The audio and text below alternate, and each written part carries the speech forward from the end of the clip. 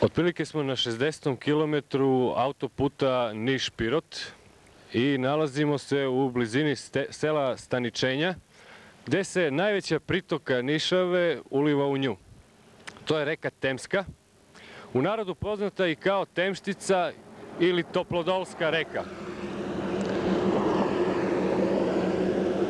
U njoj u donjem toku žive ribe koje su prisutne i u Nišavi: skobalj, mrena, klen, krkuša, beovica i tako dalje.